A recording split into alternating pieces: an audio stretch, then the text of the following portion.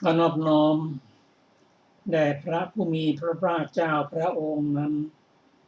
ซึ่งเป็นผู้ไกลจากกิเลสตรัสรู้ชอบได้โดยพระองค์เองสวัสดีครับท่านผู้ฟังที่เคารพครับท่านผู้ฟังกำลังรับฟังรายการศึกษาพระพุทธศาสนาตามพระไตรปิฎกมีเสนอท่านผู้ฟังทุกวันอาทิตย์ตั้งแต่เวลา 15 นาฬิกาถึง 16 นาฬิกาดำเนินรายการโดยกับผมมนเอกธนัทเดชะมีอาจารย์สุรภาเดชะเป็นผู้ร่วมรายการวันนี้เราได้นำพระไตรปิฎกฉบับปมร.เล่มที่ 41 มาศึกษากันในพระสูตรที่เกี่ยวกับภิกษุ 500 รูปผู้ขวนขวายในปฐวีกถาข้อความเบื้องต้นของพระสูตรสูตรนี้พระองค์ประทับอยู่ในกรุงสาวัตถีตรัสพระธรรมเทศนาเรียกว่าโกอิมังปฐวีวิเชสติก็ภิกษุเที่ยวจาริกไปในชนบทกับพระผู้มีพระเจ้าพอมาถึงพระเชตวันแล้วนั่งในหอฉันเวลาเย็นคุยกันเล่าถึงเรื่องที่ผ่านไปว่าแผ่นดินที่ตนไปแล้วเป็นสถานที่พื้นไม่สม่ำเสมอหรือที่เสมอกันก็มีเป็นพื้นที่มีเปลือกต้มมีกรวดมากมีดินดำมีดินแดงเป็นต้น ภิกษุ500 รูปนั่งสนทนา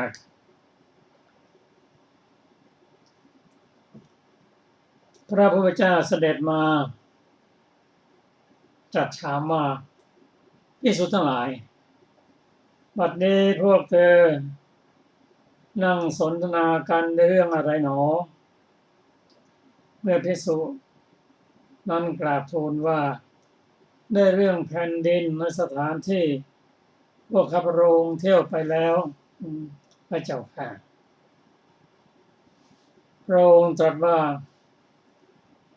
ภิกษุทั้งหลายนั่นชื่อว่าแผ่นดินภายนอกการที่พวกเธอทำบริกรรมในแผ่นดินภายในจึงจะควรดังนั้นแล้วก็ได้ทรงพระประเสริฐ2 พระคาถาว่า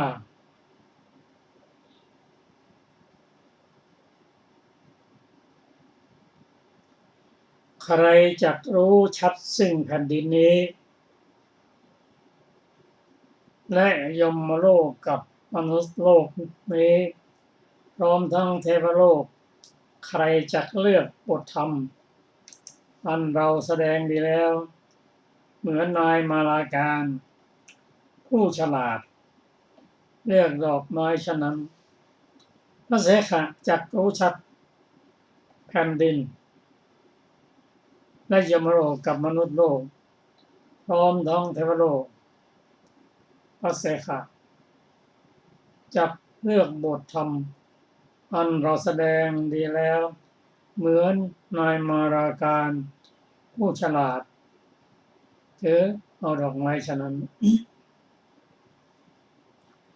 ในพระสูตรสูตรนี้พระองค์ได้ทรงใช้แผ่นดินทั้งภายนอกภายในเป็นกรรมฐาน โดยเฉพาะเรื่องที่ภิกษุกำลังสนทนากันถึงเรื่องแผ่นดินที่ได้เดินผ่านมาแผ่นดินนั้น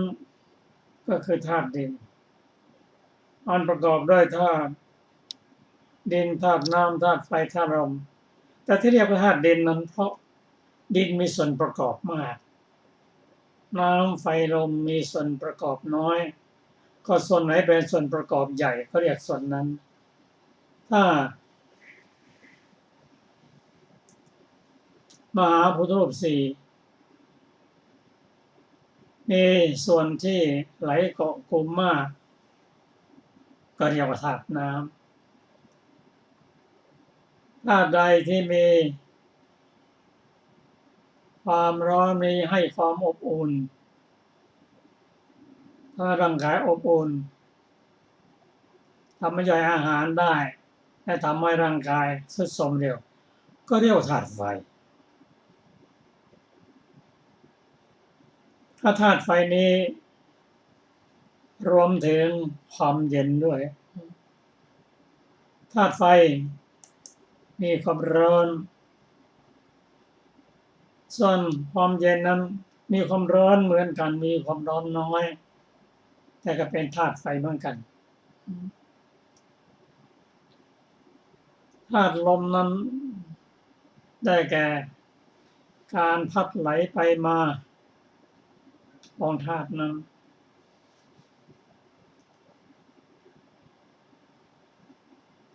ร่างกายก็มีมหาพุทธรูปสี่ภายนอกธาตุภายนอกก็ประกอบด้วยมหาพุทธรูปสี่เหมือนกันแต่มหาพุทธรูปสี่ของมนุษย์เรานั้น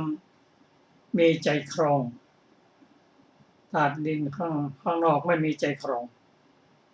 แต่ความเหมือนกันก็คือลักษณะประการหนึ่งประการที่สองนั้นไม่เที่ยง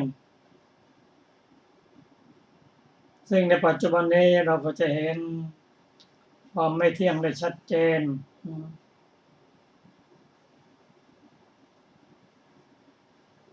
เช่นธาตุดินธาตุน้ำธาตุไฟธาตุลมมีครบหมดเลยทำให้เราได้เห็นพระองค์ทรงใช้เหล่านี้อุปมาแล้วก็ย้อนเข้ามาในตัวเอง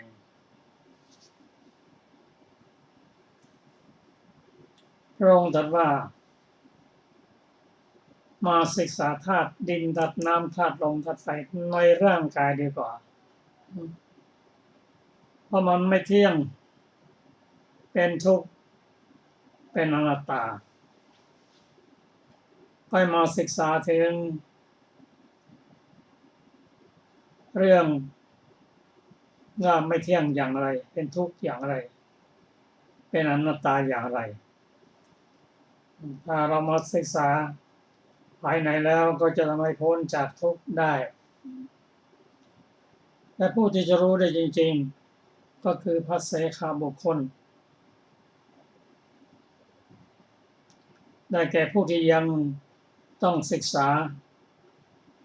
ศีลสิกขาจิตตสิกขาและปัญญาสิกขาอยู่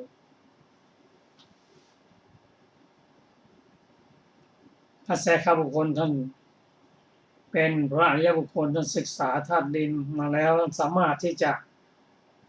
แสดงมหาพุทธรูปสี่นี้ได้ชัดเจนขึ้นเช่นผมส่วนแข็งมีเยอะก็เรียกว่าธาตุดินแต่ธาตุน้ำธาตุไฟธาตุลมก็มีผสมอยู่แต่เห็นความไม่เที่ยงของธาตุดินภายในคือเส้นผมที่ยกขึ้นมานั้นก็มีการเปลี่ยนแปลงตลอดเวลา ตั้งแต่แก่จนถึงปัจจุบันเราจะเห็นการเปลี่ยนแปลงของเส้นผมของผิวหนังของฟันมีการเปลี่ยนแปลงอยู่ตลอดเพราะไม่เที่ยงเป็นทุกข์เป็นอนัตตาเพราะอะไรเพราะธาตุเหล่านี้ไม่ใช่ของเราเราไม่เป็นนั่นไม่ใช่เป็นตัวตนของเรามีการเปลี่ยนแปลงธรรมดาจากผมที่ละเอียดอ่อนดกดำสีเหมือนดอกอัญชันอายุมากขึ้นก็แปรเปลี่ยนไปสีก็เปลี่ยนไปความดกดำก็ลดลงจากสิ่งที่น่าดูน่าชมก็เป็นสิ่งที่ไม่น่าดูน่าชม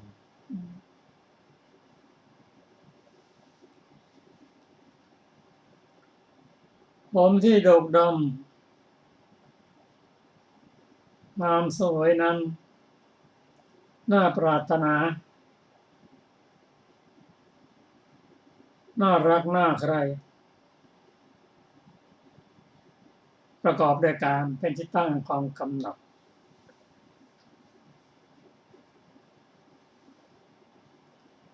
แต่สิ่งเหล่านี้ไม่แน่นอนธาตุน้ำธาตุไฟธาตุลมทั้งภายในภายนอก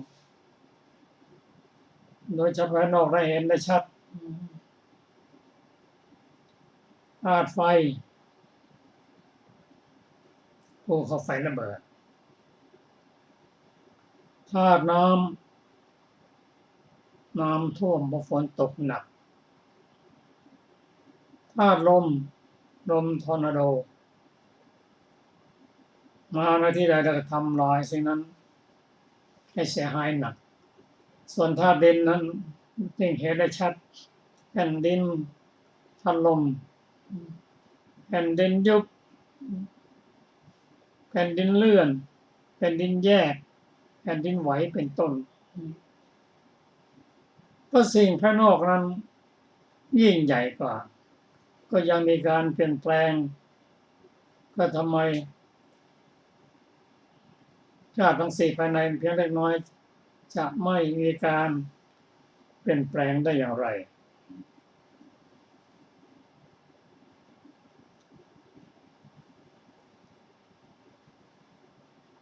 พระเสขบุคคลนั้นต้องศึกษาดูแล้วเห็นว่าธาตุดินธาตุน้ำธาตุไฟธาตุลมนั้นไม่เที่ยงเป็นทุกข์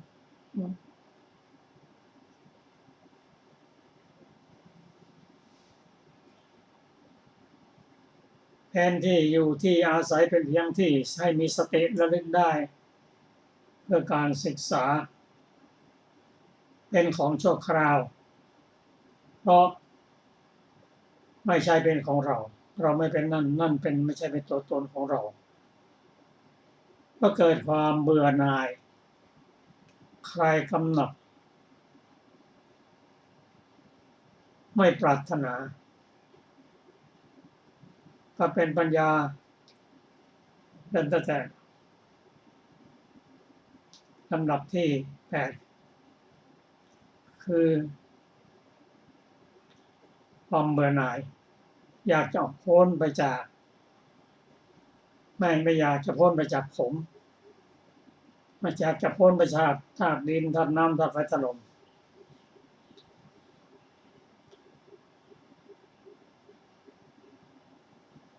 พระองค์ทรงเทียบนายมรการคือคนจัดดอกไม้ถวายเลือกเอาสิ่งที่ดีๆดอกดีๆดอกตุ้มๆดอกเหี่ยวดอกแห้งไม่เอาก็เหมือนกับสิ่งต่างๆถ้าต่างๆนั้นเป็นของไม่งามไม่ดีไม่ควรสิ่งที่ควรนั่นคือความพ้นจากทุกข์ความพระนิพพานพระองค์แสดงธรรมพอจบลง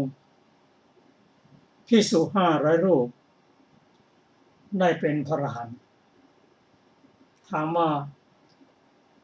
ทำไมท่านถึงบรรลุได้รวดเร็วก็ธรรมะของพระพุทธเจ้านั้นเป็นไปตามลำดับ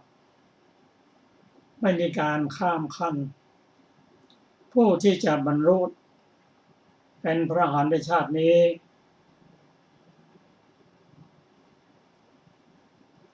เพราะท่านสั่งสมบุญญา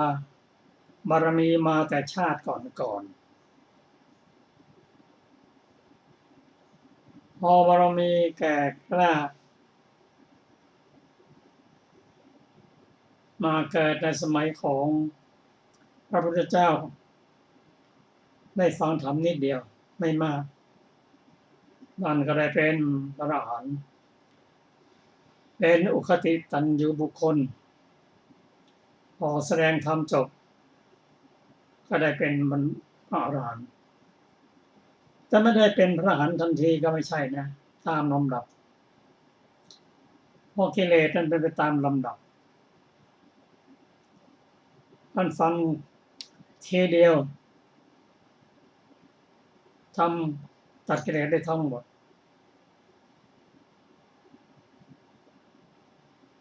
เริ่มตั้งแต่สังโยชน์เรื่องต่ำ3สักยทิฏฐิศีลพรตวิจิกิจฉาพร้อมระลึกเป็นผู้มีศีล5สมบูรณ์มีศรัทธาแน่นแฟ้นดุจภูผาหินท่านกับผ่านพระโสดาบันพอฟังต่อไปกิเลสเริ่มเบาบางลงเป็นพระสกทาคามีฟังธรรมต่อไป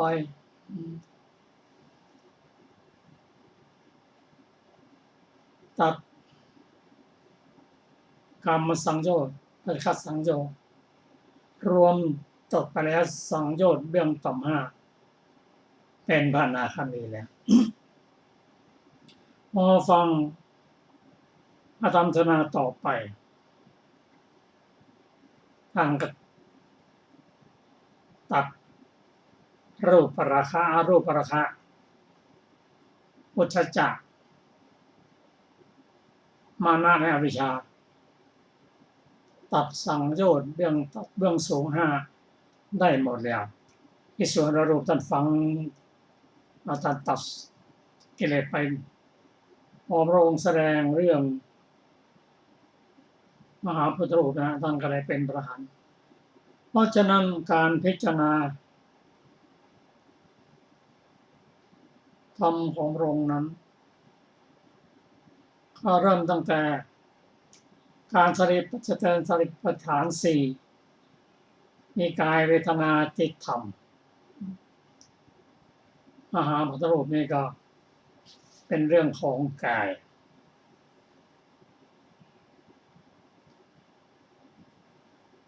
ในการพิจารณากายและกายานุปัสสนาสติปัฏฐานนั้นพระองค์ทรงแนะนำให้ท่านพระอรหันต์พิจารณากาย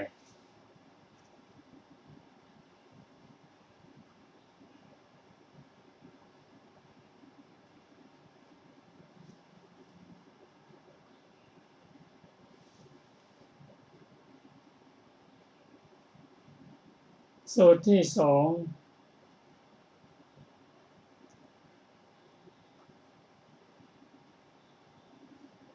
จะขอเพิ่มเติมสักนิดหนึ่ง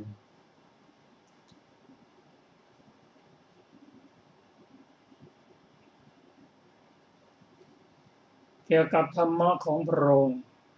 ที่พระองค์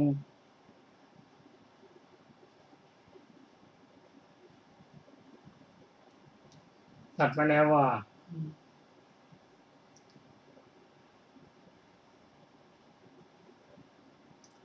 ผู้ที่ต้องศึกษา7 จำพวกนั้นที่ชื่อว่าเสขะส่วน ผู้ที่ไม่ต้องศึกษานั้นเรียกว่าอาเสขะคือเป็นพระอรหันต์บุคคลไม่ต้องศึกษาแล้ว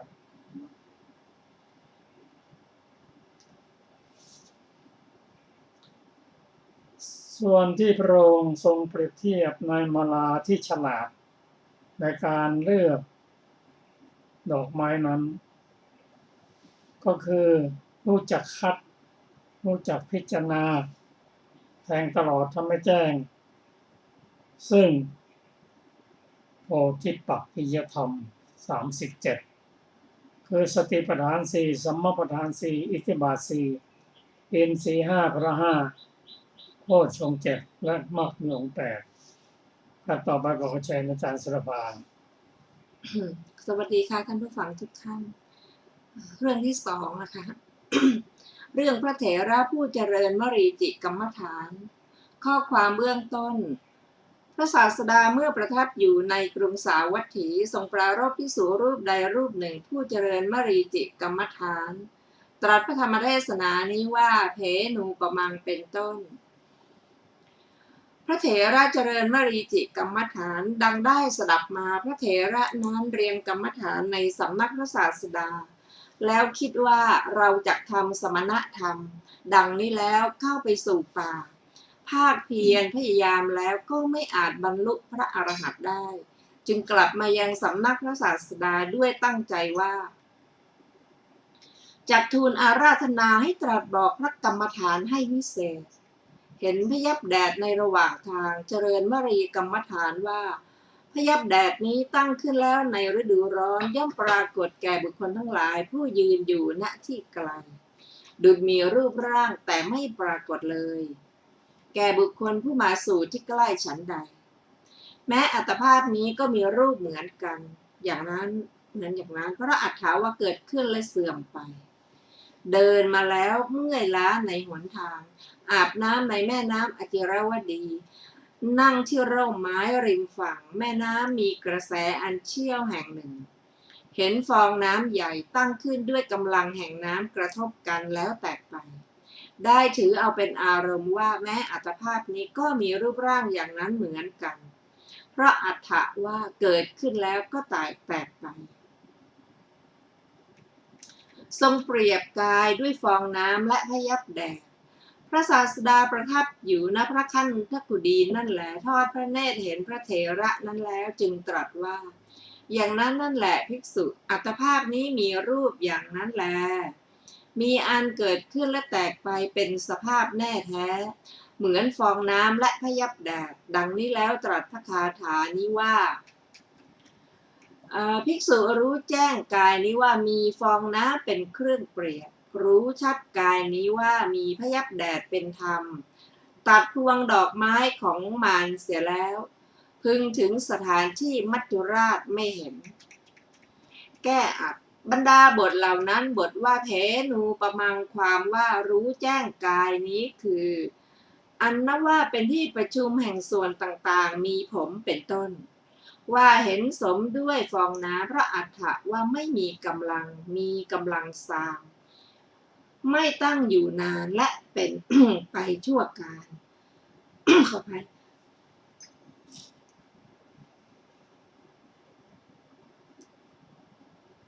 เป็นของชั่วคราว บทว่ามรีจิ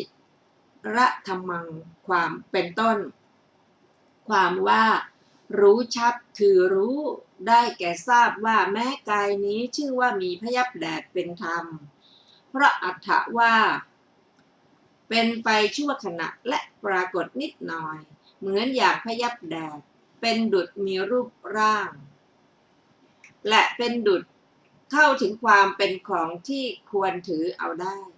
แก่บุคคลทั้งหลายผู้ยืนอยู่หน้าที่ไกลแต่เมื่อบุคคลเข้าไปใกล้ย่อมปรากฏเป็นของว่างเปล่าเข้าถึงความเป็นของถือเอาไม่ได้ฉะนั้น2บทว่ามารัสสะปะปุพะภานิเป็นต้นความว่าขออภัยมารัสสะนะปะปุพกานิเป็นต้นความว่าภิกษุผู้ขีณาสพ ตัดวัตตะอันเป็นไปในไตรภูมิ กล่าวคือพวงดอกไม้ของมารเสียได้ ด้วยอริยมรรคแล้วพึงถึงสถานที่ไม่เห็น คือที่อันไม่เห็นคือที่อันไม่เป็นวิสัยของมัจจุราช ได้แก่พระมหาอมตะมหานิพพาน ในการจบคาถาพระเถระบรรลุพระอรหันต์พร้อมด้วยปฏิสัมภิทาทั้งหลายแล้ว ชมเชยสรรเสริญถวายบังคมพระสรีระของพระศาสดา ซึ่งมีพันนะดุจทองคำมาแล้วดังนี้แหละจบเรื่องพระเถระผู้เจริญมรีจิกรรมฐาน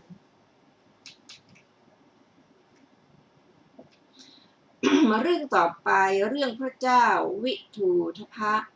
ข้อความเบื้องต้นพระศาสดาเมื่อประทับอยู่ในพระนครสาวัตถีทรงปรารภพระเจ้าวิทูทพะพร้อมทั้งบริษัทซึ่งถูกห่วงน้ำท่วมทับให้สวรรคตแล้วตรัสพระธรรมเทศนานี้ว่าปุภานิฮเวปจินปะจินันตังเป็นต้น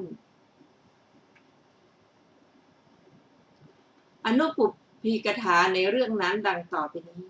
3พระกุมารไปศึกษาศิลปะในกรุงตักกศิลา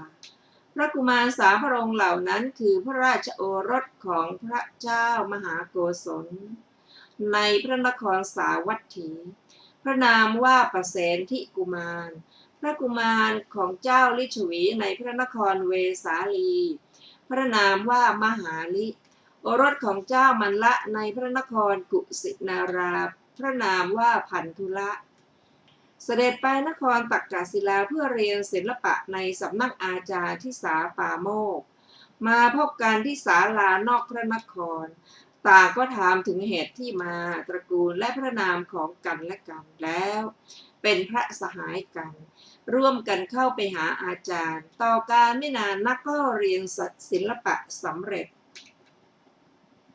จึงกราบอาจารย์พร้อมกันเสด็จออกจากกรุงตักกศิลาได้ไปสู่ที่อยู่ของตน3พระกุมารได้รับตำแหน่งต่างกันบรรดาพระกุมารทั้ง3พระองค์นั้นประเสนที่กุมารทรงแสดงศิลปะถวายพระชนกอันพระชนกทรงเลื่อมใสแล้วจึงอภิเษกในราชสมบัติมหาลิกุมารเพื่อจะทรงแสดงศิลปะแก่เจ้าลิชวีทั้งหลายก็ทรงแสดงด้วยความอุตสาหะมากพระเนตรของพระองค์ได้แตกไปแล้วพวกเจ้าลิชวีปรึกษากันว่าพุทโธเอ๋ยอาจารย์ของพวกเราถึงความเสียพระเนตรแล้วพวกเราจะไม่ทอดทิ้งท่านจักบำรุงท่านดังนี้แล้วจึงได้ถวายประตูด้านหนึ่งซึ่งเก็บสวยได้วันละแสนแก่มหาลิกุมารนั้นพระองค์ทรงอาศัยประตูนั้นให้โอรสของเจ้าลิชวี500 องค์ทรงศึกษาศิลปะอยู่แล้วฝ่ายพันธุลกุมารเมื่อพวกตระกูลมันลราชกล่าวว่าขอพันธกุมารจงฟันไม้ไผ่เหล่านี้ดังนี้แล้วได้กระโดดขึ้นไปยังอากาศสูงถึง80 ศอกเอาดาบฟันมัดไม้ไผ่60 ลำที่พวกเจ้ามันละเอาไม้ไผ่60 ลำใส่ซี่เหล็กในท่ามกลางแล้วนะให้ยกขึ้นตั้งไว้ขาดกระเด็นไปแล้วพันธุลกุมารนั้นได้ยินเสียงดังกึกของซี่เหล็ก ในมัดสุดท้ายจึงถามว่านี่อะไรได้ยินว่าเขาเอาซี่เหล็กใส่ในไม้ไผ่ทุกมัดแล้วจึงทิ้งดาบร้องไห้พลางพูดว่าบรรดาญาติและเพื่อนของเราประมาณเท่านี้แม้แต่คนเดียวซึ่งเป็นผู้มีความสิเนหาในเราไม่ได้บอกเหตุนี้แก่เราก็หากว่าเราพึงรู้ไซร้พึงฟันไม่ให้เสียงซี่เหล็กดังขึ้นเลยแล้วทูลแก่พระชนนีและพระชนกว่าหม่อมฉันจักฆ่าเจ้ามันละเหล่านี้แม้ทั้งหมดแล้วครองราชสมบัติอันพระชนนีและพระชนกห้ามแล้วโดยประการต่างๆเป็นต้นว่าลูกเอ๋ย นี้เป็นราชประเพณีเจ้าไม่ได้เพื่อจะทำอย่างนั้นจึงทูลว่าถ้ากระนั้นหม่อมฉันจักไปสู่สำนักเพื่อนของหม่อมฉันดังนี้ได้เสด็จไปสู่เมืองสาวัตถีแล้วพระเจ้าประเสนที่ทรงทราบการเสด็จมาของพันธุละนั้นก็ทรงต้อนรับเชิญให้เสด็จเข้าพระนครด้วยสักการะใหญ่แล้วทรงตั้งไว้ในตำแหน่งเสนาบดีพันธุละเสนาบดีนั้นได้เชิญพระชนนีและพระชนกมาพักอาศัยอยู่ในเมืองสาวัตถีนั้นนั่นแลพระราชาทรงเลี้ยงภัตตาหารภิกษุเองภายหลังวันหนึ่งพระราชาประทับยืนอยู่ปราสาทชั้นบนทอดพระเนตรไปยังระหว่างถนนเห็นภิกษุหลายพันรูปซึ่งไปเพื่อต้องการทำภัตกิจในคฤหาสน์ของท่านเหล่านั้นคือท่านอนาถบิณฑิกเศรษฐีจุลอนาถบิณฑิกเศรษฐีนางวิสาขานางสุปวาสาจึงตรัสถามว่าพระผู้เป็นเจ้าทั้งหลายไปไหนกันเมื่อพวกราชบุตรทูลว่าข้าแต่สมมุติเทพภิกษุ 2,000 รูปไปเพื่อประโยชน์แก่ภัตตะทั้งหลายมีนายภัตตะมีนายภัตตะสลากกภัตและคิลานภัตเป็นต้นในคฤหาสน์ของอนาถบิณฑิกเศรษฐีทุกวันภิกษุ500 รูปไปคฤหาสน์ของจุลอนาถบิณฑิกเศรษฐีเป็นนิดของนางวิสาขาและนางสัปปวาสาก็เช่นเดียวกันดังนี้แล้วทรงพระประสงค์จะบำรุงภิกษุสงฆ์ด้วยพระองค์เองบ้างจึงเสด็จไปวิหารทรงนิมนต์พระศาสดาพร้อมกับภิกษุพันรูปถวายทานด้วยพระหัตถ์เองสิ้น7 วันในวันที่7ถวายบังคมพระศาสดาแล้วทูลว่าข้าแต่พระองค์ผู้เจริญขอพระองค์ทรงรับภิกษาของพระองค์พร้อมด้วยภิกษุ500 รูปเป็นนิจเถิดพระศาสดาตรัสว่ามหาบพิตรธรรมดาพระพุทธเจ้าทั้งหลายย่อมไม่รับภิกษาประจำในที่แห่งเดียวประชาชนเป็นจำนวนมากย่อมหวังเฉพาะการมาของพระพุทธเจ้าทั้งหลายพระราชาถ้ากระนั้นขอพระองค์โปรดส่งภิกษุรูปหนึ่งไปประจำเถิดพระศาสดาได้ทรงให้เป็นภาระของพระอานนท์เถระพระราชาไม่ทรงจัดเจ้าหน้าที่ไว้ว่าเมื่อภิกษุสงฆ์มาแล้วชื่อว่าชนเหล่านั้นรับบาตรแล้วจงอังคาดทรงอังคาดด้วยพระองค์เองเท่านั้นตลอด7 วันในวันที่8ทรงลืมไปจึงได้ทรงกระทำให้เนิ่นช้าแล้วก็ธรรมดาในราชตระกูลชนทั้งหลายอันพระราชาไม่ได้ทรงสั่งแล้วย่อมไม่ได้เพื่อปูอาสนะทั้งหลายนิมนต์พวกภิกษุให้นั่งแล้วอังคาดพวกภิกษุก็คิดกันว่าเราไม่อาจเพื่อยับยั้งอยู่ในที่นี้ได้พากันหลีกไปเสียหลายรูปแม้ในวันที่2พระราชาก็ทรงลืมแล้วแม้ในวันที่2ภิกษุเป็นอันมากก็พากันหลีกไปถึงในวันที่3พระราชาก็ทรงลืมในการนั้นเว้นพระอานนท์เถระองค์เดียวเท่านั้นพวกภิกษุที่เหลือพากันหลีกไปคนมีบุญย่อมหนักในเหตุธรรมดาผู้มีบุญทั้งหลายย่อมเป็นผู้เป็นไปในอำนาจแห่งเหตุ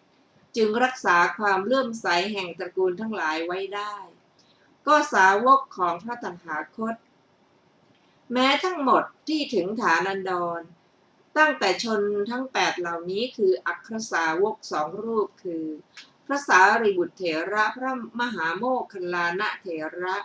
อัครสาวิกา2 รูปคือนางเขมานางอุบลวรรณาบรรดาอุบาสกทั้งหลายอุบาสกผู้เป็นอัครสาวก2 คนคือจิตตคะคฤหบดีหัตถกะอุบาสกชาวเมืองอาระวีบรรดาอุบาสิกาทั้งหลายอุบาสิกาผู้เป็นอัครสาวิกา2 คนคือมารดาของนันทมานพชื่อเวลุกันดกีนางขุชุตราล้วนมีบุญมากสมบูรณ์ด้วยอภินิหาร เพราะความ เป็นผู้บำเพ็ญบารมี10โดยเอกเทศ พระราชาเสด็จไปกราบทูลพระศาสดา แม้พระอานนท์เถระมีบารมีอันบำเพ็ญแล้วตั้งแสนกับสมบูรณ์ด้วยอภินิหารมีบุญมากเมื่อจะรักษาความเสื่อมของตระกูลขออภัยเมื่อจะรักษาความเลื่อมใสของตระกูลจึงได้ยับยั้งอยู่เพราะความที่ตนเป็นไปในอำนาจแห่งเหตุพวกราชบุรุษนิมนต์ท่านรูปเดียวเท่านั้นให้นั่งแล้วอังคาดพระราชาเสด็จมาในเวลาที่พวกภิกษุไปแล้วทอดพระเนตรเห็นขาธนียะและโภชนียะตั้งอยู่อย่างนั้นแหละจึงตรัสถามว่าพระผู้เป็นเจ้าทั้งหลายมิได้มาหรือทรงสดับว่าพระอานนท์เถระมารูปเดียวเท่านั้นพระเจ้าข้าทรงพิโรธภิกษุทั้งหลายว่าพระผู้เป็นเจ้าทั้งหลายได้ทำการตัดขาดต่อเราเพียงเท่านี้เป็นแน่จึงเสด็จไปสำนักพระศาสดากราบทูลว่าข้าแต่พระองค์ผู้เจริญข้าพระองค์จัดแจงภิกษาไว้เพื่อภิกษุ500 รูปทราบว่าพระอานนท์เถระรูปเดียวเท่านั้นมาภิกษาที่หม่อมฉันจัดแจงแล้วตั้งอยู่อย่างนั้นเองภิกษุ500 รูปไม่กระทำความสำคัญในพระราชวังของหม่อมฉันเลยจักมีเหตุอะไรหนอแลตระกูลที่ภิกษุควรเข้าไปและไม่ควรเข้าไปพระศาสดาไม่ตรัสโทษของพวกภิกษุตรัสว่ามหาบพิตรสาวกทั้งหลายของอัตมภาพไม่มีความคุ้นเคยกับพระองค์เพราะเหตุนั้นภิกษุทั้งหลายจักไม่ไปแล้วเมื่อจะทรงประกาศเหตุแห่งการไม่เข้าไปและเหตุแห่งการเข้าไปสู่ตระกูลทั้งหลายตรัสเรียกภิกษุทั้งหลายมาแล้วตรัสพระสูตรนี้ว่าภิกษุทั้งหลายตระกูลที่ประกอบด้วยองค์9ภิกษุยังไม่เข้าไปแล้วก็ไม่ควรเข้าไปและครั้นเข้าไปแล้วก็ไม่ควรนั่งใกล้ตระกูลที่ประกอบด้วยองค์9เป็นไฉนตระกูลที่ประกอบด้วยองค์9เหล่านี้คือเขาไม่ต้อนรับด้วยความพอใจไม่อภิวาทด้วยความพอใจไม่ให้อาสนะด้วยความพอใจซ่อนของที่มีอยู่ของเขาไว้เมื่อของมีอยู่มากก็ให้แต่น้อยเมื่อมีของประณีตก็ให้ของเศร้าหมองให้โดยไม่เคารพไม่ให้โดยความเคารพไม่นั่งใกล้เพื่อฟังธรรมเมื่อกล่าวธรรมอยู่เขาก็ไม่ยินดีภิกษุทั้งหลายตระกูลที่ประกอบด้วยองค์9เหล่านี้ภิกษุยังไม่เข้าไปแล้วก็ไม่ควรเข้าไปและครั้นเข้าไปแล้วก็ไม่ควรนั่งใกล้ภิกษุทั้งหลายตระกูลที่ประกอบด้วยองค์9ภิกษุยังไม่เข้าไปก็ควรเข้าไปและเมื่อเข้าไปแล้วก็ควรนั่งใกล้ตระกูลที่ประกอบด้วยองค์9เป็นไฉนตระกูลที่ประกอบด้วยองค์9เหล่านี้คือเขาต้อนรับด้วยความพอใจอภิวาทด้วยความพอใจให้อาสนะด้วยความพอใจไม่ซ่อนของที่มีอยู่ของเขาไว้เมื่อมีของมากก็ให้มากเมื่อมีของประณีตก็ให้ของประณีตรู้โดยเคารพไม่ให้โดยไม่เคารพเข้าไปนั่งใกล้เพื่อฟังธรรมเมื่อกล่าวธรรมอยู่เขาก็ยินดีภิกษุทั้งหลายตระกูลที่ประกอบด้วยองค์9เหล่านี้แลภิกษุยังไม่เข้าไปก็ควรเข้าไปและครั้นเข้าและควรเข้าไปแล้วก็ควรนั่งใกล้ดังนี้แล้วจึงตรัสว่ามหาบพิตรสาวกของอัตมภาพเมื่อไม่ได้ทำความคุ้นเคยจากสำนักของพระองค์จึงจักไม่ไปด้วยประการฉะนี้แลแท้จริงโบราณบัณฑิตทั้งหลายแม้เขาบำรุงอยู่ด้วยความเคารพในที่ไม่คุ้นเคยถึงเวทนาแทบปางตายก็ได้ไปสู่ที่ของผู้คุ้นเคยกันเหมือนกันอันพระราชาทูลถามว่าในการไรพระเจ้าข้าทรงนำอดีตนิทานมาสาธกดังต่อไปนี้เรื่อง เกสวดาบทในอดีตการเมื่อพระเจ้าพรหมทัตเสวยราชสมบัติในพระนครพาราณสี พระราชาทรงพระนามว่าเกสวะทรงสละราชสมบัติผนวดเป็นฤาษีบุรุษ500 คนออกบวชตามพระราชานั้นเท้าเธอได้พระนามว่าเกสวดาบสอันหนึ่งนายภูษามาลาของพระองค์ก็ได้ตามบวชเป็นอันเตวาสิกนามว่ากัปปะกะเกสวดาบสกับบริษัทอาศัยอยู่ในหิมวันประเทศสิ้น8 เดือนในฤดูฝนเพื่อต้องการเสพรสเค็มและรสเปรี้ยวไปกรุงพาราณสีแล้วเข้าไปสู่พระนครเพื่อภิกษาลำดับนั้นพระราชาทอดพระเนตรเห็นดาบสนั้นทรงเลื่อมใสทรงรับปฏิญญาเพื่อประโยชน์แก่การอยู่ในสำนักของพระองค์ตลอด4 เดือนนิมนต์ให้พักอยู่ในพระราชอุทยานย่อมเสด็จไปสู่ที่บำรุงพระดาบสนั้นทั้งเย็นทั้งเช้าพวกดาบสที่เหลือพักอยู่ 2-3 วันรำคาญด้วยเสียงอึงคนึงต่างๆมีเสียงช้างเป็นต้นจึงกล่าวว่า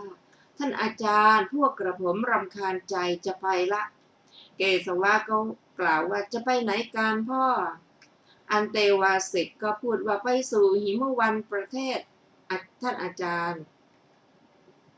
เกสวะก็กล่าวว่าในวันที่พวกเรามาทีเดียวพระเจ้าแผ่นดินทรงรับปฏิญญาเพื่อประโยชน์แก่การอยู่ในที่นี้ตลอด4 เดือนพวกเธอจักไปเสียอย่างไรเล่าพ่อ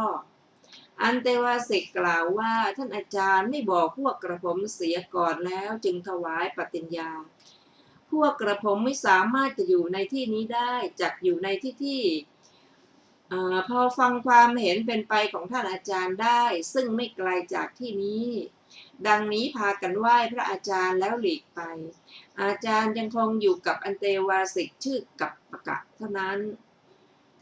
พระราชาเสด็จมาสู่ที่บำรุงตรัสถามว่าพระผู้เป็นเจ้าทั้งหลายไปไหนเกสวดาบสทูลว่ามหาบพิตรพวกดาบสเหล่านั้นบอกว่าพวกกระผมรำคาญใจดังนี้แล้วไปสู่หิมวันตประเทศ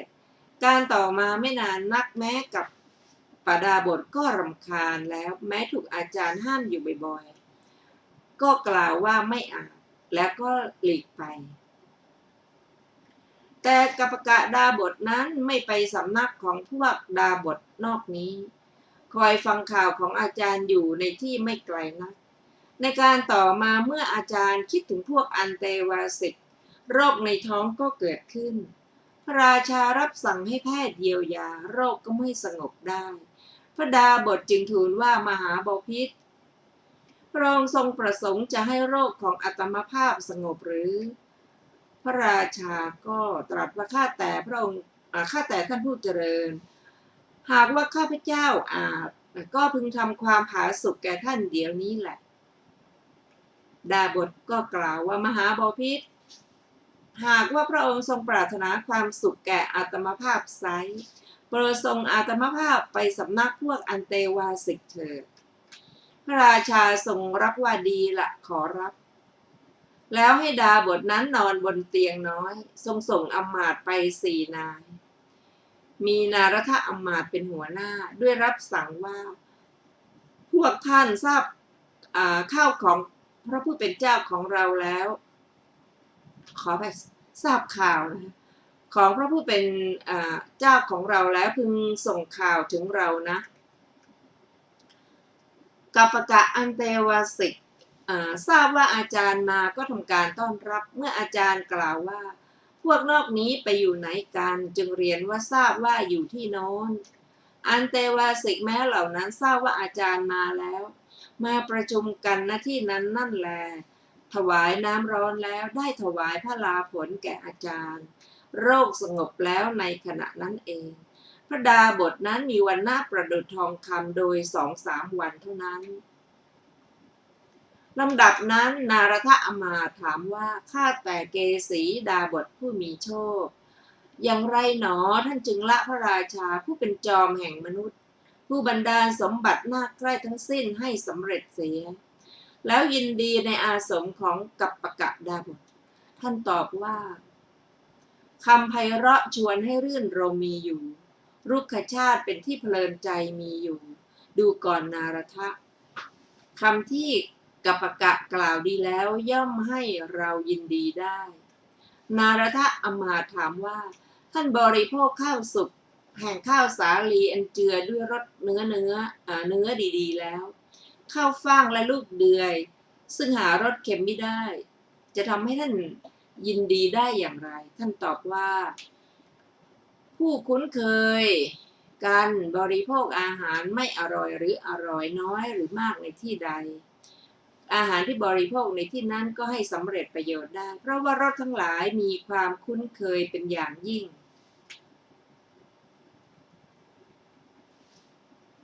พระศาสดาทรงย่อชาดกพระศาสดาครั้นทรงนำพระธรรมเทศนานี้มาแล้วทรงประมวลชาดกตรัสว่าพระราชาในครั้งนั้นได้เป็นโมคคัลลานะนารทอมาตย์ได้เป็นสารีบุตรอันเตวาสิกชื่อกัปปะกะได้เป็นอานนท์เกสวดาบทเป็นเราเองดังนี้แล้วตรัสว่าอย่างนั้นมหาบพิตรบัณฑิตในปางก่อนถึงเวทนาปางตายได้ไปสู่ที่คนมีความคุ้นเคยกันแล้วสาวกทั้งหลายของอัตตภาพชรอยจะไม่ได้ความคุ้นเคยในสำนักของพระองค์พระราชาทรงส่งสารไปขอธิดาเจ้าสากยะพระราชาทรงดำริว่าเราจะทำความคุ้นเคยกับภิกษุสงฆ์เราจะทำอย่างไรหนอดังนี้แล้วทรงดำริอีกว่าเราควรทำพระธิดาแห่งพระญาติของพระสัมมาสัมพุทธเจ้าไว้ในพระราชมณฑียนเมื่อเป็นเช่นนี้พวกภิกษุหนุ่มและพวกสามเณรก็จะคุ้นเคยแล้วมายังสำนักของเราเป็นนิจด้วยคิดว่าพระราชาเป็นพระญาติของพระสัมมาสัมพุทธเจ้าดังนี้ส่งพระราชสารไปสำนักเจ้าสากยะทั้งหลายว่าขอเจ้าสากยะทั้งหลายจงประทานพระธิดาคนหนึ่งแก่หม่อมฉันแล้วรับสั่งบังคับทูตทั้งหลายว่าพวกท่านพึงถามว่าเป็นพระธิดาแห่งเจ้าสากยะองค์ไหนแล้วจึงมาเจ้าสากยะให้ธิดานางทาสีแก่พระเจ้าปัสเสนทิพวกทูตไปแล้วทูลขอเจ้าหญิงคนหนึ่งกับเจ้าสากยะทั้งหลายเจ้าสากยะเหล่านั้นประชุมกันแล้วทรงดำริว่าพระราชาเป็นฝักฝ่ายอื่นผิว่าพวกเราจักไม่ให้ไซเท้าเธอจักทำให้เราจิบหายก็เมื่อว่าโดยสกุลเท้าเธอไม่เสมอกับเราเลยพวกเราควรทำอย่างไรดีท้าวมหานามตรัสว่าธิดาของหม่อมฉันชื่อวาสภคัตติยาเกิดในท้องของนางทาสีถึงความเป็นผู้มีรูปงามเลิศมีอยู่พวกเราจะให้นางนั้นดังนี้แล้วจึงรับสั่งกับพวกทูตว่าดีละพวกเราจักถวายเจ้าหญิงแด่พระราชาทูตก็กล่าวว่าเป็นพระธิดาของเจ้าสากยะองค์ไหนเจ้าสากยะก็ตรัสว่าเป็นพระธิดาของท้าวมหานามสากยราชผู้เป็นพระโอรสของพระเจ้าของพระสัมมาสัมพุทธเจ้าชื่อวาสภคัตติยาทูตเหล่านั้นประกาศทูลแด่พระราชาของตนพระราชาตรัสว่าถ้าอย่างนั้นก็ดีละพวกเธอจงรีบนำมาเถิดก็ธรรมดาพวกกษัตริย์มีเล่ห์กลมากจะพึงส่งแม้ลูกสาวของนางทาสีมาก็อาจเป็นได้พวกท่านจงนำธิดาผู้เสวยอยู่ในภาชนะเดียวกันกับพระบิดามาดังนี้แล้วทรงส่งทูตทั้งหลายไปพวกเขาไปแล้วกราบทูลว่าขอเดชะพระราชาทรงปรารถนาพระธิดาผู้เสวยร่วมกับพระองค์ท้าวมหานามรับสั่งว่าได้สิพ่อจึงให้ตกแต่งนางในเวลาเสวยของพระองค์รับสั่งให้เรียกนางมาแสดงอาการประหนึ่งร่วมเสวยกับนางแล้วมอบแก่ทูตทั้งหลายพวกเขาพานางไปยังเมืองสาวัตถีกราบทูลเรื่องราวนั้นแด่พระราชาพระราชาทรงพอพระทัยตั้งให้นางเป็นใหญ่กว่าสตรี500 คนอภิเษกไว้ในตำแหน่งอัครมเหสีต่อการไม่ช้านักนางก็ประสูติพระโอรสมีวรรณะเหมือนทองคำต่อมาในวันขนานพระนามพระโอรสนั้นพระราชา ทรงส่งพระราชสารไปสำนักพระอัยกาว่าพระนางวาสภกัตติยาพระธิดาแห่งสากยราชประสูติพระโอรสแล้วจะทรงขนานพระนามพระกุมารนั้นว่าอย่างไรฝ่ายอมาตย์ผู้รับพระราชสารนั้นไปค่อนข้างหูตึงเขาไปแล้วก็กราบทูลแก่พระอัยกาของพระราชาท่านผู้ฟังที่เคารพคะวันนี้รายการของศึกษาพระพุทธศาสนาตามพระไตรปิฎกก็ได้หมดเวลาลงแล้วนะคะเราจะได้มาศึกษากันต่อในวันอาทิตย์หน้าเวลาเดียวกันนี้ขอขอบพระคุณทุกท่านที่ได้ร่วมศึกษาด้วยกันนะคะขอมีความเจริญในธรรมยิ่งขึ้นวันนี้ก็ขอลาไปก่อนนะคะสวัสดีค่ะสวัสดีครับ